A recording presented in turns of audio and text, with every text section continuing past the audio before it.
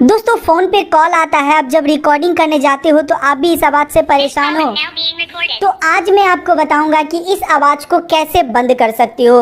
एक जबरदस्त phone dialer को लॉन्च किया गया है जिससे आप किसी का भी कॉल रिकॉर्ड करोगे ना तो कोई आवाज नहीं आएगा। इस ऐप को डाउनलोड करने के लिए फोन डायलर गूगल पे जाइए, ऐप का नाम लिखिए टेक न्यूज टॉप। ध्यान से समझिएगा दोस्तों, जो पहला वेबसाइट है ना उसको ओपन करके ऊपर सर्च बार में यहाँ पे सर्च करेंगे, न्यू फोन डायलर लिखेंगे तो एक पोस्ट आएगा। उस पोस्ट को ओपन करके नीचे जाएंगे, डाउनलोड बटन है, एप्लीकेशन को डाउनलोड कर लीजिएगा, ऐप को ओपन कीजिएगा, अलाउ दे दीजिएगा, फोन डायलर सेलेक्ट कर लीजिएगा। उसके बाद आप कॉल रिकॉर्ड करोगे ना कोई आवाज नहीं आएगा दोस्तों। रिकॉर्ड करोगे तो एक बार जरूर ट्राई करना इस फोन डायलर को, कमाल का फोन डायलर है। अगर वीडियो पसंद आया वीडियो को लाइक से